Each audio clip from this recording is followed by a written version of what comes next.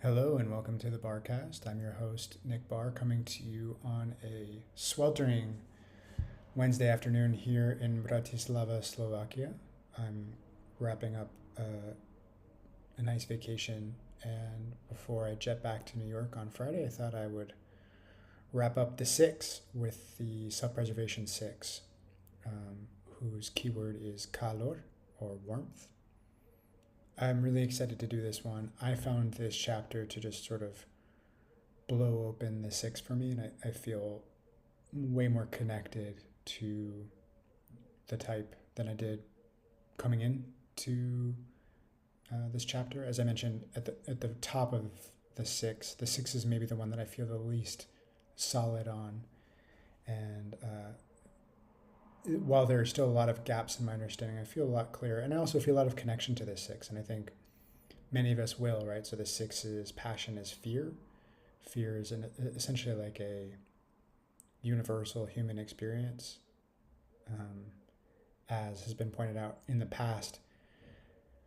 Fear is the one passion that doesn't appear in Evagrius Ponticus's 8 evil thoughts, which became the 7 deadly sins. So the Christian roots of the Enneagram here, if you're trying to go from 7 deadly sins to 8 evil thoughts to the 9 points of the Enneagram, the 9th piece is fear, because fear is almost sort of taken for granted as a universal human experience. So this passion should be very familiar to us.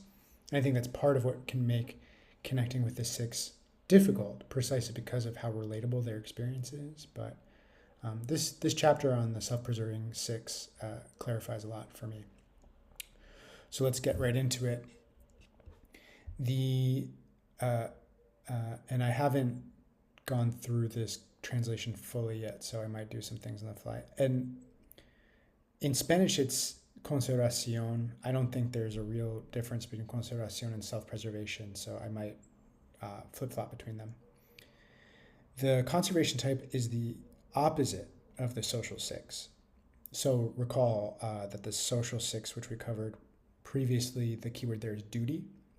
So there's a strong right-wrong component there, a strong moralism, but unlike the moralism of the one, this is still a moralism rooted in fear, right? Need to be with the good guys, can't be with the bad guys. Need to be a good guy, can't be a bad guy. So duty and all of the sort of militancy, extremism, all of that connotation is welcome there. Remember that the six is almost always brought up alongside Nazis and Germany as a country, and the sort of rigidity and authority reliance. So the social six is really just that, is this sort of duty-bound, scrupulous type.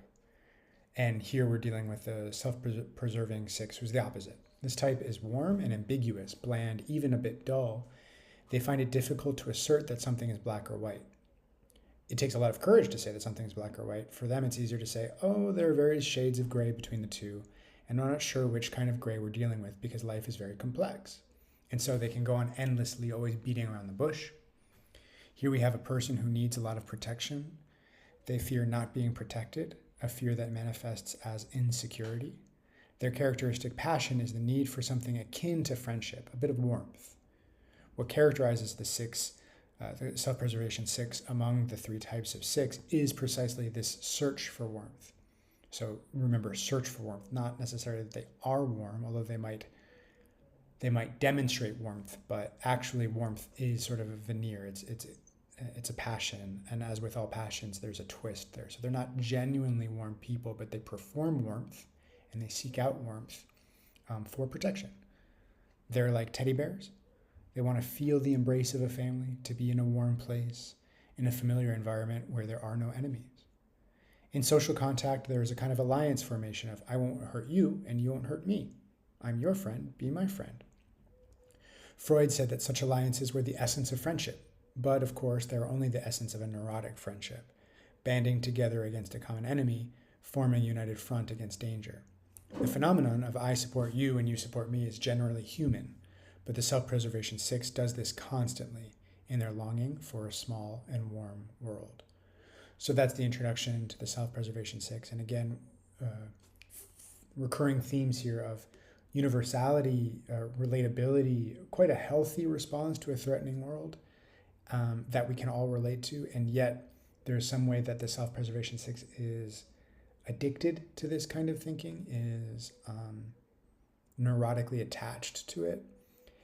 And paradoxically will make them, the 6s in general and self-preservation 6s specifically won't even see fear necessarily. And we'll get into that, but that was one of the things that has really been clarifying for me, is despite fear being the passion of the 6 and the 6 having fearful responses, the idea that I am afraid doesn't come easily to the 6, not even the self-preservation 6.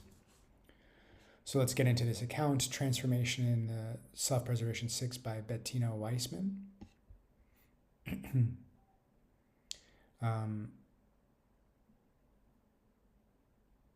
And this is quite long, so I am going to be sort of just grabbing interesting snippets from it. But I mean, I love the backgrounds of these people, so I'll just quickly read hers. My first contact with the Enneagram occurred in Rio de Janeiro in 1985. At that time, I was participating in a growth group with Guillermo Borja, Memo, who came from Mexico to Rio de Janeiro every year. He was the one who introduced me to Claudio Naranjo, his teacher, with whom I took the proto-analysis course. That encounter marked a before and after in my life. In that first course, I did not identify with the dynamics of fear, but with that of gluttony, which is the passion of the 7, which resonated more with me due to what I was experiencing at the time. I was 28 years old, doing group theater as my primary professional and vital activity. I was deeply involved with my therapy process, Reiki and body training, and the expressive bodywork of the Rio Abierto system. I was also studying and working with tarot and was interested in astrology and Kabbalah. My theater group specialized in street theater, and although we also performed in theaters, our main focus was researching the language and our social commitment. So she's, right in the work. And here's what she says, is I think this is really important.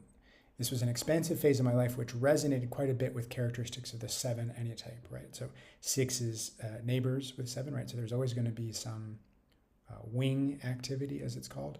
But when she was in this stage of her work, she's got this appetite for life. She's trying all these different things. It sounds like she's really kind of immersed. So naturally, she found herself, recognizing herself in gluttony. And so here's what she says. For all these reasons, I placed myself in the gluttony trait, and for a good while, working from that perspective was very enriching. I learned to enjoy a more open lifestyle and approach something I was seeking, to be freer.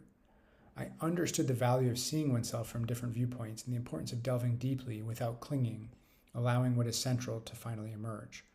Over time, I realized that gluttony wasn't what was hindering my growth. That wasn't my main defense and mechanicality. It was hard for me to see fear as the central neurotic issue. I think this is such a great paragraph and speaks to one of the central questions that people have when I talk to them about the Enneagram, which is like, can my type change? Is it nature versus nurture? What about the wings? Et cetera, et cetera. And I don't have like a short answer yet, and I'm still new enough in the Enneagram that a lot of things are still changing for me. But what I would say is exactly as she describes here. You can do really, what she says, enriching work by placing yourself in any of these passions. So placing yourself, as I've done as I've been reading these sections, in the fear passion, embodying the 6, I've learned a lot about myself. And there is 6 energy inside of me. So working with any of the types, just like role-playing, a character, you can learn a ton about yourself. And you can discover that you have some patterns that you can work on, and you can dismantle through that work. Fear, right? I'm terrified of what's going to happen if I confront this person or something like that, right? But does that mean that the Enneagram is sort of relativistic in the sense of like, sure, try any of these on? No, it's not, because the Enneagram takes the view that the personality structure is mechanical. It is actually, it's very complicated, but it's also like an automatic mechanical process. So it's a bit weird because we're talking about human energy here, and humans really are quite complex and interesting. And at the same time, our personalities, as whole as the Enneagram, and you know, I've experienced this to be true for myself, when we inspect our personalities, we find that they're little machines, and patterns operate by themselves and get triggered by stimuli, etc. And so the Enneagram is a map of that machinery. And it does tend to be the case that when you start to work on that machinery, there is a sort of central operating mechanism, operating system, that in all likelihood is going to be one of these passions. Is that always true? No. And you know, the Enneagram is made up. You're never going to do an operation on somebody and find the cluster of neurons that, you know, oh, that person's a 4. You'll never find that. The numbers are made up. The passions are made up. But it is brilliant. Like it's really, really good. And so sure, if you want to be a 2-wing 3 and fully identify in that space between 2 and 3, that's totally fine. There's no problem there. But there's got to be a fundamental mechanism, which usually, you know, I think takes the form of language, a story. I must X, I can't Y, I've got to Z or else J. Like, you know, we can talk more about that over time. But there's some deep story that is driving a lot of the machinery. And so for her, after working with gluttony for a while, she found that gluttony wasn't what was hindering my growth. That wasn't my main defense in mechanicality. It was hard for me to see fear as the central neurotic issue. And for some of the types, it'll actually be hard to see your passion. Not all the types, but for some types, and I think the 6 is probably chief among them, it's going to be hard to see the core passion. And for the 6, I think the difficulty is twofold. First, the difficulty is that the 6 themselves lacks inner authority, and so lacks the confidence to name, aha, I've landed on fear. That's my core passion. And the second is, I think, because of the universality of fear, well, everybody's afraid. Sure, I guess I'm a little bit afraid, but they're not going to necessarily connect with fear more deeply than others. And they might even paradoxically connect with fear less deeply than others, precisely because of how close it is to them. And this will become more clear as we go deeper. Anyway, I just wanted to share that paragraph. I thought that was interesting. So she describes her life. Living in fear was something natural for her. And she was a good girl, kind, affectionate, calm, obedient, never caused trouble, was recognized and celebrated for being sweet, slept well, ate without problems, smiled, so easy, so good. I don't remember being happy, but I was gentle and cooperative. Her parents were young, and she recounts a really horrible story where between the ages of 3 and 6, her parents were out all the time, and she had a very cruel German nanny who tortured her, apparently, physically and that's her word, tortured me physically and verbally. So, and she didn't say anything, or maybe she tried to say something, but her parents didn't believe her, or she was worried that the German nanny would attack her parents, and so she just held this in for 3 years until they were going on a vacation and they were going to leave her with the nanny, and she burst out. I endured the caregiver's mistreatment without saying anything until the day before my parents were about to leave on a trip, after which the 3 sisters would be left alone with her for a month. Although I'd already faced that situation, now I was 6 years old, felt stronger or more desperate, and had an outburst of tears, overwhelmed by fear, and revealed the mistreatment to my parents. I didn't tell them the details of the atrocities the caregiver subjected me to, but they were very frightened, canceled the trip, and fired her. She adds, so kind of tragic, sometime later, she came to visit us and wanted to greet me. She asked for a kiss, and I gave it to her, shyly and fearfully. The same happened a couple times at the park where I used to play. I don't remember feeling anger, just fear. So that's sort of the basis for this personality structure. She adds she doesn't remember expressing anger in childhood, innocent little fights. I felt very bad when I had bad thoughts about people or when the monsters appeared in my mind in nightmares. I took on guilt and fear of punishment. Monstrosity shows up throughout all three of the 6 subtypes, and I think there's something about scared little kids and monsters going hand in hand, right? And the monster is in some ways the shadow, or however you want to describe it, is sort of the other side of the coin of the scared little child. And so these monsters are sometimes experienced as outside and are to be feared and avoided. But sometimes the monsters are also experienced as inside and then are tremendous sources of guilt, as well as fear of punishment for being a monster or for acting monstrously. I became very fearful. Any noise, a change of light, or a shadow could trigger my fear. So, so here let's start to pay attention here. She's saying, I was very fearful. I was afraid of all of these things. I lived as if reality was always populated by invisible and threatening beings. These beings and God were watching me, even scrutinizing what I thought and felt. They were always alert to punish me because it was for my own good. I grew up being a good student, a good daughter, a good friend, and at school, I also managed to befriend the loudest and most rebellious. So what is it that makes it hard for the 6 to see their fear? It seems to me, and we'll dig into it more, is it's not that she's saying, I didn't know that I was afraid, but I think she takes her fear as very legitimate. Oh my gosh, I'm having these horrible thoughts. And I'm embarrassed and afraid and guilty that I'm having them. I'm scared that I'm going to say something and I'll be attacked. I mean, don't forget, she was tortured by her caregiver for 3 years. So the fear doesn't feel central. The threat feels central. The guilt feels central. The monstrosity feels central. And this is a thinking type. So fear is an emotion. The thinking type is going to be in the world of scenarios, of calculating threat. And so to look at the fear as its own cause, rather than as a natural response to scary stimuli, that's, I think, the hard part.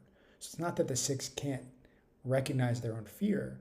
They can just justify their fear, and often rightly.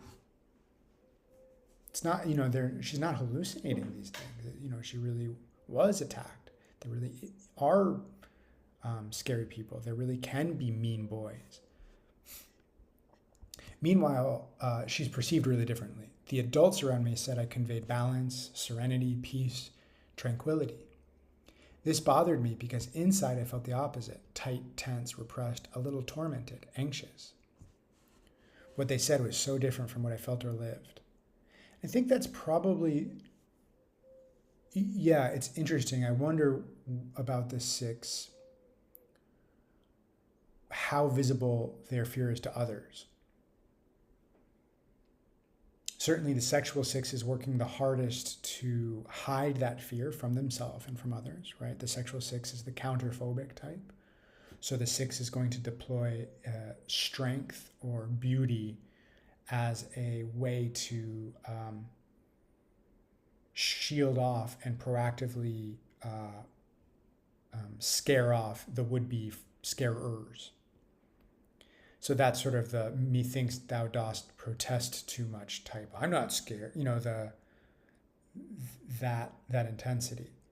That might be sort of easy to confuse with an 8, who really does have that feeling of size. We talked about that with the sexual 6. So, from an outside perspective, the sexual 6 you would look for maybe kind of bluster there, like an overcompensation. For the duty-bound 6, it's similar. I don't think you're necessarily going to... all these people might show up as, you can see fear in people's eyes. You might be able to see it. But for the duty-bound 6, I talk to a lot of people who are... sorry, I need to just slow down a little bit.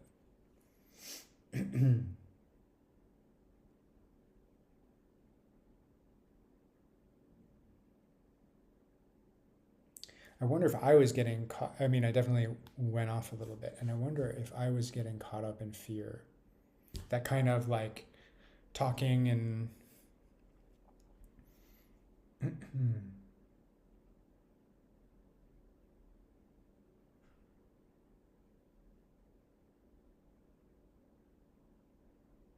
what I caught myself, I was like, I talk to a lot of people. It's like, what? I talk to a lot of people? Maybe, but it was sort of this automatic, yeah, I talk to a lot of people. What I wanted to say was going back to fear and these 3 subtypes and just noticing this way that she says people told her that she showed balance, serenity, peace, tranquility. I think all 3 subtypes of the 6 have ways of masking their fear from themselves and from others. So it would be a mistake to say, for the 6, I should look for fear. You may be able to find it, and it might express itself most clearly in terms of skepticism, or as the cognitive bias is described, accusation. Somebody who's skeptical wants to kind of quibble. I'm not so sure about that. Either quibble with your authority or represent to clearly that they don't feel like they have authority. So those are the more obvious external signs of the 6 rather than just naked fear. And for this warm 6, for the self-preservation 6, I think they're the most likely to present as was said before, like a teddy bear, cuddly. And so you might not experience them as afraid or even as scared. Again, it's warmth. But as she's representing here, that external warmth is itself a mask for the internal experience of tightness, tense, repressed, tormented, anxious. Those are her words. Not quite fearful, although that you could certainly add that, but it's more, I think, of the mechanical fear. It's like what I was just in. I was just kind of going. There's something scary about stopping and being with what is. It's just as with all the passions, it is never so direct. Even fear is not so direct. It's like what I was just content was like, gotta go, go, go, go, go. It's this sort of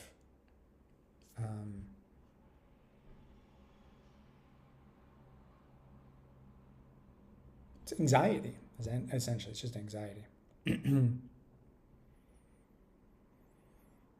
I lived with different realities, and they only unified in my silence and endurance. All this contributed to confirming a characteristic of Conservation 6, the sensation that head and heart were separated, and that the unknown and threatening instinct was associated with monsters and bad things. She adds more about monstrosities. I had fantasies of having a monster that could burst out, and that one day I would be discovered, that the ugly and bad inside me would appear, and then I would disappoint and let people down. Seeing that others perceived me as so different from what I felt inside made me feel false, a liar, and guilty. It was like a ghost that could appear at any moment and reveal the evil I carried inside. This was one of the issues that led me to initially place myself in Enneatype 7 when I took the Enneagram course. When I heard the word fraud in relation to 7, that's the cognitive bias or fixation fraudulence, I associated it with this familiar sensation of feeling inside something different from what people saw outside. I feared being a fraud. I never believed I was prepared or capable, but I seemed to generate that expectation in others. And maybe this is my bridge to the 6 as a 4, is this feeling of being evil inside. This being seen as the monstrosity that could burst out one day. The ugly and bad inside me would appear. The 4 is also connected with some feeling of inner monstrosity or badness or brokenness. But the 4 doesn't seem to have much fear, I don't think, around being found out as such. The feeling of punishment that might happen in the future. The 4 is so much more past oriented. And I think fear and past orientation don't really mix much, do they? I mean, fear is such a forward-looking experience. Although I think the 6, according to Suzanne Stabille's framework, is their time is the present. Yeah, as thinking repressed, they're in the present. But I don't think it would be wrong to say that the 6 is future-oriented either.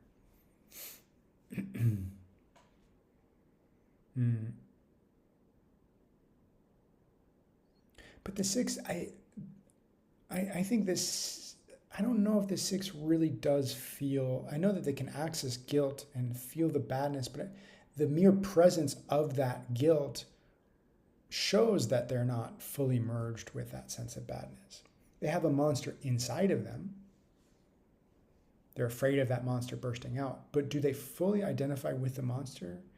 If they did, then there wouldn't be that kind of guilt. Whereas I think the 4 is more keen to merge with the monster. And there might be shame. But it's like it's a really different subjective experience, I think. And a 4 is not a fraud.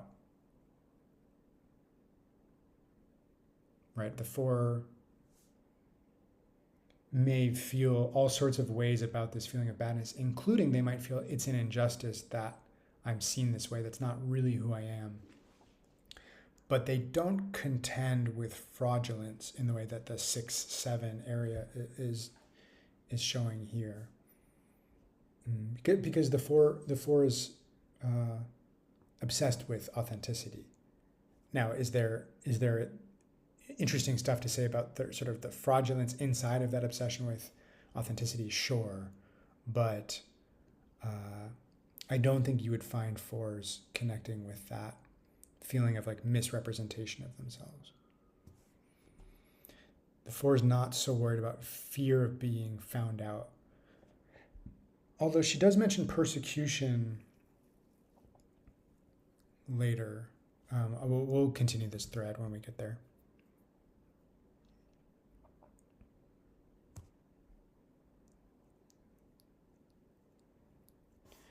Doubt being such an important issue in Enneatype 6, I didn't recognize it as such. Instead, my experience was contradiction. Integrity, being true and consistent, was fundamental to me, as was the fear of hurting loved ones, of disappointing them, of not measuring up. Mentally, I've always been clear that contradictions are inherent to life and our humanity. Intellectually, it's very easy for me to relativize, justify, and include different aspects of others in reality. But emotionally, it's been very hard for me to move beyond the dichotomy of good and evil. Guilt was another clue that led me to place myself in 6. It triggered very easily, with the consequent discomfort and fear of punishment.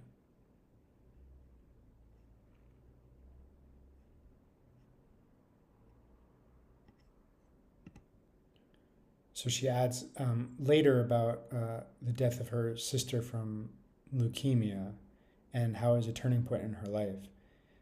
And she says, "The contact with death pushed me toward life. I committed myself to everything I was doing and began to have a conscious search and see life as a path of growth. I believe my reaction to my sister's death was my first great victory over fear. I remember the strength, certainty, and bravery I felt one day at the cemetery, visiting her grave, crying, and telling her that I was committing to my life, to giving meaning to my life, to not letting it pass by in vain, not to settle. That was when I took theater as a profession and a path of life. Theater made me feel alive. And this is something that you'll see frequently among sixes, which is they're oftentimes the most courageous when there actually is crisis. So they're very fearful. They're the cowardly lion. They're very fearful when it comes to the prospect of danger. They live in anticipation of danger, of threat. But when there actually is threat, they perform really admirably and courageously. And they access this inner strength. And that seems to come naturally to them. So it seems not to be sort of this growth thing where I went through this transformation journey and now I'm able to face my fears. It actually seems that the six has natural abilities to be very brave in the actual event of a crisis. Your house is burning down, someone is dying. You need to, be with a very terrifying situation. So, in the case of her sister's tragic death, she felt like that was her first victory over fear. And in a way, another way of putting it was her first proof to herself of her bravery, of her courage. Right? Not that she didn't feel afraid, but that she was so much more than her fear.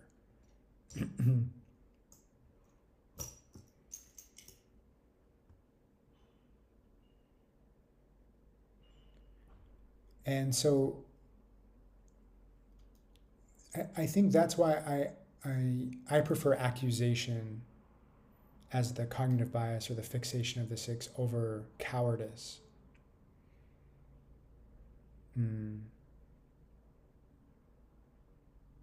But in either case, those should be thought of as predispositions to the view, kind of like Bayesian modeling, right? Like the world shows up for me and it passes through my accusation filter, or it passes through my cowardice filter.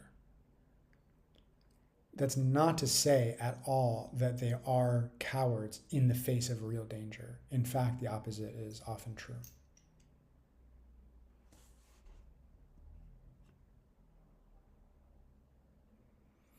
So, excuse me, here we get into still dialing in this passion of fear. I didn't know the blockage I perceived in my relationship. Excuse me. I didn't know that the blockage I perceived in my relationship with my emotions and inner life, typical of a self-preservation six, was a consequence of fear. Fear of feeling, fear of pain, fear of intensity. So she had intimacy issues. She was living apart from her partners. She was blocked. But it was hard for her to see that blockage came from fear, her passion. What I most perceived was my disconnection. I didn't know what was happening to me. I didn't identify what I felt or if I felt anything. I remained blank, paralyzed, a bit dead. So the self-preservation six, this is a little five-ish. There will be disconnection from reality. But where the five makes almost an earlier disconnection, it's almost like the five decides to disconnect a priori from things. The six decides to disconnect when things feel scary. That might be a fairly good way of moving between those. So we've actually touched on the 5 and the 7 pretty thoroughly here with the self-preservation 6. The warmth, the cuddliness. She's about to describe the dog, the little dog that like rolls over and shows you its belly so that you can rub it. This sort of surrendering. That social, even though this is a self-preservation type, it preserves itself through human relationships. It turns into a teddy bear so that it can be safe. That feels a little seven-ish. There's a fraudulence there. There's a misrepresentation of the self there. There's a hiding of monstrosity there. There's an internal guilt there that can't be expressed. And so there's this sort of an intimacy issue, right? Those kind of, we're all connecting her to her seven, to her gluttony side and the fraudulent side. But then there's also this disconnection. And it's this disconnection that I think makes it hard for her, at least in the self-preservation 6, to recognize fear. Because it's happening, the disconnection is happening so early that the fear doesn't flower into what we would normally think of as fear emotion. It's more bodily fear. It's more fear at the molecular level, I would say. Something similar happened concerning my sister's illness, which lasted 2 years until her death. I perceived that something important was happening. I was almost 16 years old and realized it was serious. But since it wasn't talked about at home, I didn't mention it either, nor did I ask questions. And this is a tough childhood, like just nothing was metabolized in this family. So being able to be with scary feelings, just that wasn't something she developed a capacity for. But since it wasn't talked about at home, I didn't mention it either, nor did I ask questions. My parents wanted her to continue with a normal life and chose to conceal the situation, saying she had severe anemia, thinking that would avoid suffering. I lived as if nothing serious was happening, although I was very attentive to my sister. I felt anguish, a bit frozen, started gaining weight. When she fell into a coma and everything finally revealed itself, my heart opened. Emotion gushed forth. I felt alive and present and not afraid of pain. A pain that opened me up to feel love for my sister, my family, and life as I had never felt before. At that moment, I understood the inner tension I'd experienced under my disconnection during the previous 2 years. Understanding this, as well as experiencing the consequences of everything that happened then, unlocked the possibility of deeper changes within me. More hammering of this point. When I'm in fear, it's hard for me even to realize what I see, feel, and think. So you've got the dissociation. In fear, everything becomes blurry, as if I were in a cloud that confuses me. That goes back to that blurriness at the beginning of where the duty-bound 6, the social 6, draws sharp black and white lines. It's almost like the self-preservation 6 gets fuzzy, confused, blurry, disconnected from their body, and genuinely doesn't know what's black, what's white. Everything feels gray. If I let myself be taken by this feeling, the fear grows, and I become increasingly blocked and shrunken, and the distance between my head and heart increases. In my process, I learned that if I can hold the fear and go through it with awareness, I start to realize what is happening to me beyond fear.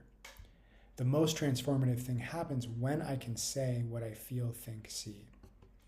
And I know Vipassana is like a big part of the Naranjo SAT program. So thinking, feeling, seeing, hearing, noting sensation. I've learned a lot about this in my marriage because in previous relationships, I almost never said what I felt, especially what I didn't like. I kept it to myself, adapted, molded, and told myself that time would resolve it. I justified everything because if I named the conflict, it could worsen. I could lose the other person and be rejected.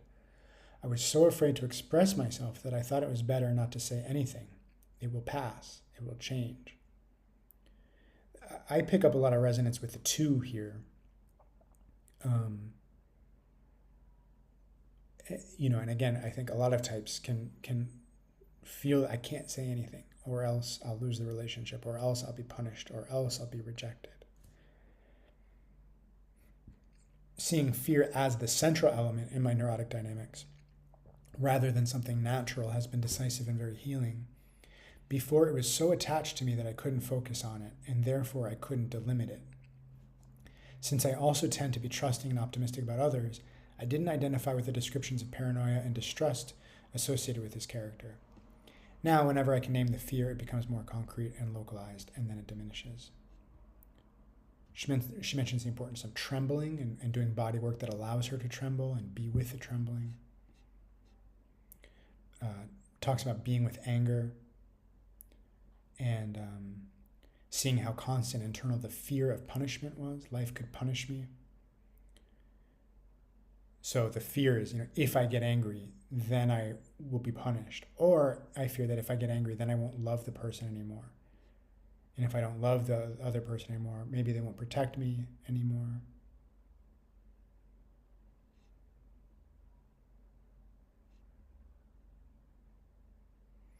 There's also an unconscious use of naivety as a defense in the form of I didn't realize or I didn't know, an infantilized attitude. Again, there's two energy there. Even though the 2 and the 6 don't have much to say to each other in terms of the stretch points, I think this infantilization, this sort of youngest child energy is there with the 2. And while the 2 maybe sort of wields that a little bit more consciously, or not consciously, but their personality structure, I think, uses their young child energy, their sort of seducer energy more probably than the 6. There's still that position of innocent weakness. But for the 6, it always comes back to fear and guilt and punishment. It's a mechanism that blinds me and really prevents me from being aware in the present, so I can't take responsibility or defend myself at the moment. Today, when I see myself like this, I stop and ask myself, what's happening? What am I afraid of?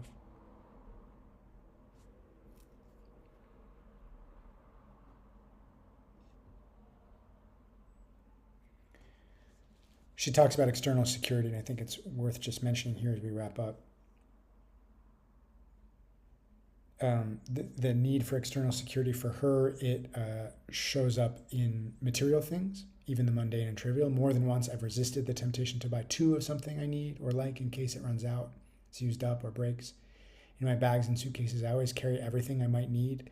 I don't like to ask or depend on others. So this is interesting. Like if we were trying to discern between a 2 and a 6 here, the 2, like this self-preservation 6, isn't going to want to ask or depend on others, isn't going to want to represent their needs, is going to find pride in that. And I think the 2, one way of looking at it is the 2 just feels bigger. The 2 has pride. And so the 2 is going to be more puffed up, even if not visibly so, internally so. I've packed my own suitcase and I'm an independent person, or oftentimes a woman for the 2. So this sort of feeling of self-sufficiency and self-satisfaction and pride. I don't rely on anyone. And in fact, I've packed some things for you. You might need this and you might need that. And so if you were to look at the suitcase of a 2, it would be very tidy and might very well include things thought of for other people, or may even have space so that we can get gifts for other people on the way back. Now, the self-preservation 6 is also going to not rely on anybody else, is not going to depend on anyone else, but their suitcase might be full up of duplicates of things, 2 sunglasses, 2 hats in case one breaks, and something like that. And so it's really oriented towards security and anticipating threat or danger and getting ahead of that. So if we were looking at the suitcases of a 6 and a 2, they would look different, even though there would be some similarity there. Although consciously there's a rejection of dependency, protection is sought in relationships. Friends have been my main support since childhood.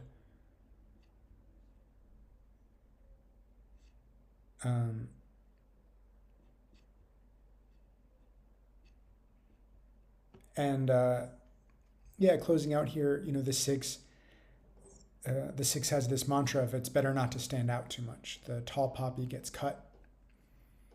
Don't stand up too high, but also don't stand up too low.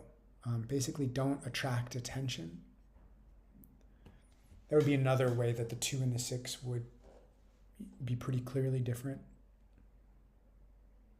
There's a kind of taboo against standing out, being very visible, which seems common to the 6, self-preservation. She closes out with some kind of lovely transformation stories, including marriage to her husband. And she says, "Today, I feel more resourceful, more autonomous, and more capable of defending myself, even though fantasies and fears, especially about the future, occasionally return. It helps to remind myself that all this is part of the neurotic dynamic. I still blush, but less, and it doesn't bother me as much anymore." So that's the self-preservation 6, completing the 6, and we're now 1/3 of the way through our translation of the text. And we'll continue on with the 7. See you next time.